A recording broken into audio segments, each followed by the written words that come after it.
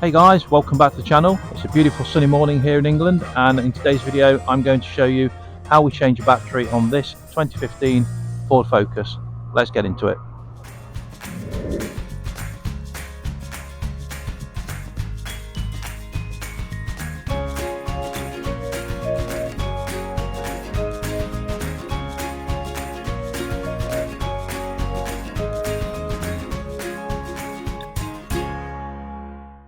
Okay, so I'm sat in the car, and the first thing I'm going to have to do is to pop the bonnet. So that's with the lever down here, down in this corner here. So I'm going to go ahead now, pull that lever, if I can find it. You heard that little bump? What I need to do now is lift the bonnet itself. Okay, so the first thing we're going to have to do is identify the simplest way to remove the battery. Now this particular car has a clamp holding the battery down here with 1, 2, 10mm nuts, so we'll be removing those to remove the clamp. We have the positive terminal here, which is also held down with what looks to be another 10mm nut here. So I shall remove the positive terminal and then move this all the way out of the way so it doesn't reconnect to the battery at any time. Now you may have some concerns with regards to your car losing any of its memory. Yes, you can put a battery tender on the car if you have one. We don't have one today, so we'll just be removing the battery, fitting a new battery, and if the car needs any codes putting in for the radio or any of its ancillary equipment, we have all those to hand, so that's not a problem. Okay, so the first thing I want to do is to remove this battery positive terminal, and that's a 10mm. Just need to slacken it off enough so that the terminal comes loose. I can now remove that out of the way. Okay, so I've just fetched a small screwdriver to help move this out.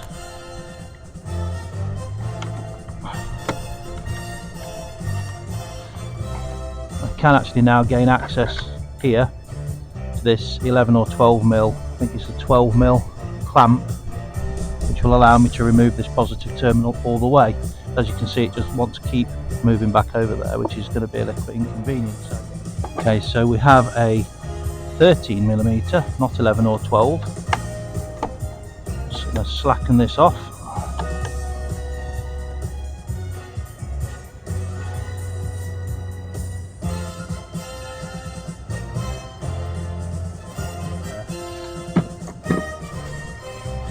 Okay, we've got the battery terminal removed and it's far enough out of the way that it's not going to just connect onto that. So the next one I want to do is to remove these under here. Okay, so I've got a smaller ratchet here. So now I can begin to undo the clamp which holds the battery down.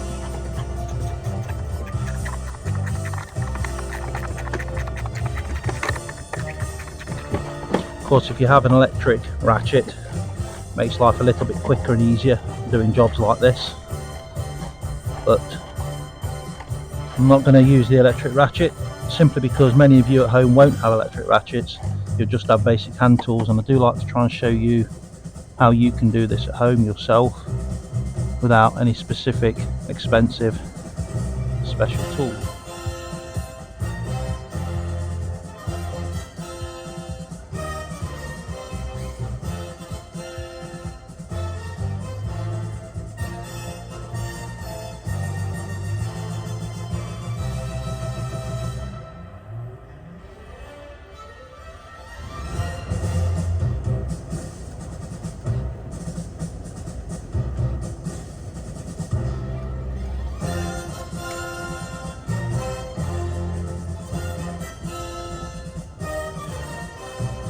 Bracket is handed.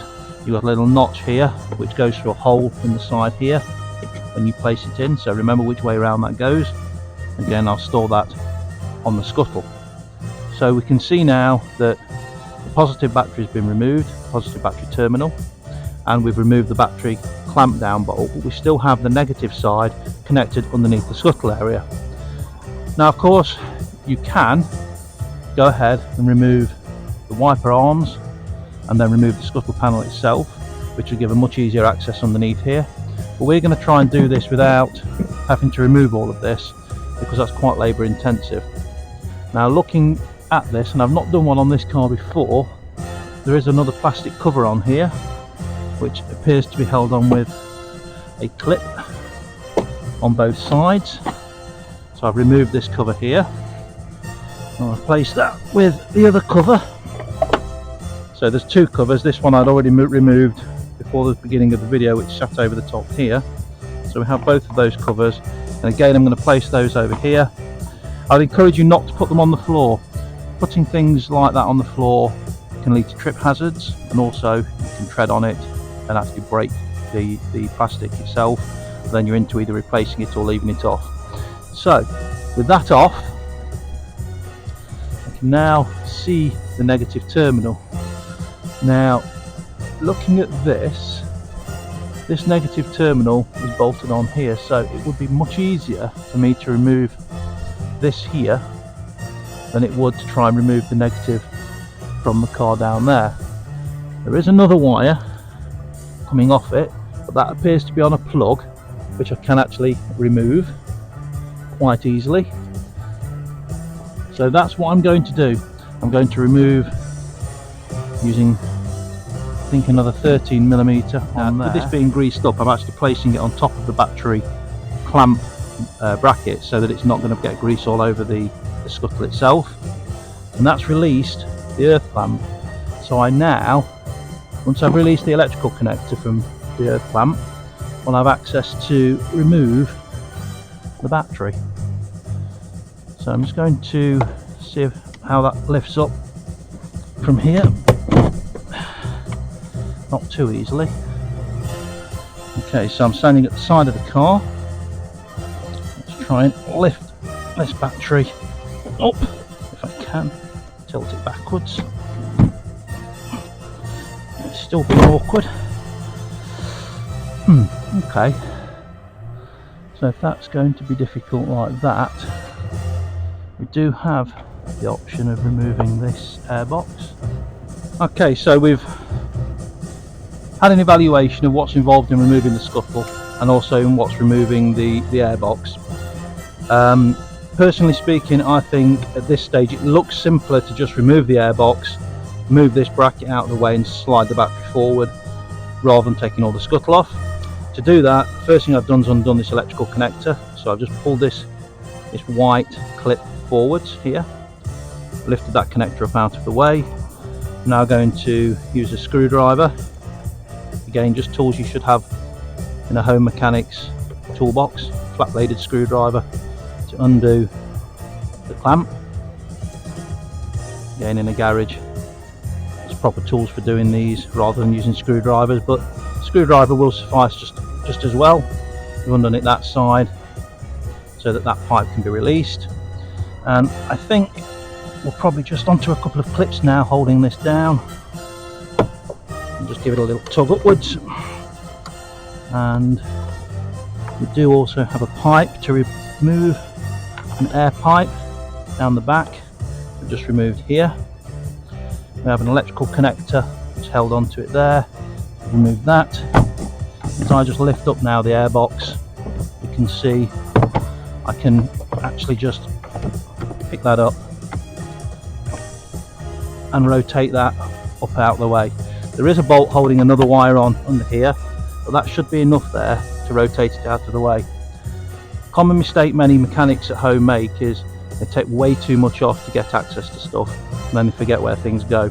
Of course, doing what we're doing here, videoing what you're doing, is a great way to minimise that. So let's have a look now. We've got the airbox up out of the way. What's involved in moving this forward? And it looks like we have clips at the side which may need to be pressed in.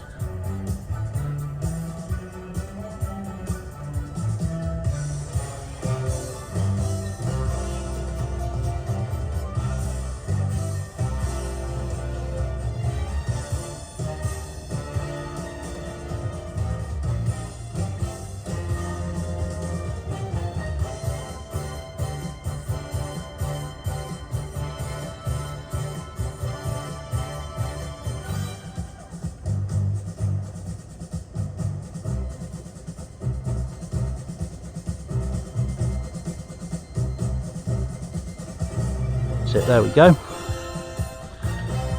So that's released that now all the way, which hopefully gives us enough to be able to move the battery up and out. So as you can see guys, never done a job on one of these before, a battery. We just used a methodical method, trying to remove as little as possible as we went, and what we've done is we've found the simplest, easiest solution for removing the battery. Now interestingly, I'll bring you in so you can see closer. There's actually quite a lot of water sitting at the bottom of that battery. If you can tell here, this is all water. So I'll be drying all that out, and I'm not overly impressed that we've got water in there, but nevertheless we'll give that all a good clean, and then we'll go ahead and start to reinstall the new battery. So I've just had one of these old microfiber cloths. They're great for wiping away water because they are very absorbent. I'm just going to try and get as much of this water out of here as possible. There really shouldn't be water in the bottom of this battery tray. It may even be worth having a small drain hole at the bottom here, because we don't want water getting in here in the future and being just sat at the bottom of the battery. It's never a good thing to have water lying about around electrics. And here is the new battery. It's an EFB096. This is a Halford battery, currently retailing at the beginning of 2025 at around £130 if you buy it with a trade card. If you're buying it off the shelf, it's about 196. So these things are certainly not a cheap service item, and you'd only want to be replacing this if you can be sure your battery is faulty. We did actually check the battery on this car pre-replacement of battery using the Snap-on battery tester, and it has come back as unserviceable, which is why we're going to go ahead and change the battery today. Now let's take this battery and slide it in if we can.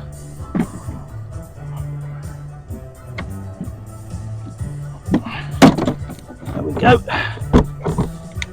So we've got our battery in place, and the first thing I'm going to do is bring this electrical connector back across from this side, and we're going to reattach the electrical connector to the negative. Nice little satisfying click, and I'm going to place that back onto the negative terminal and tighten that down. Now I could have done that with the battery off the car, but I do run the risk then of catching it on the bulkhead as I slide it in. So as we've already got it undone, I've taken the option of doing it this way. I'm going to go ahead now and just tighten that down before we go any further.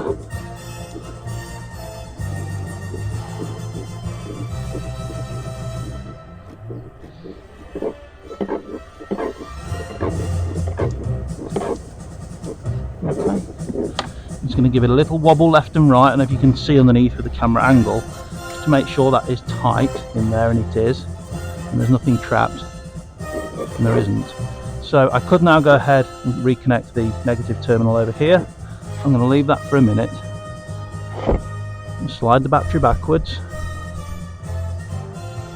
I'm going to get the battery clamp.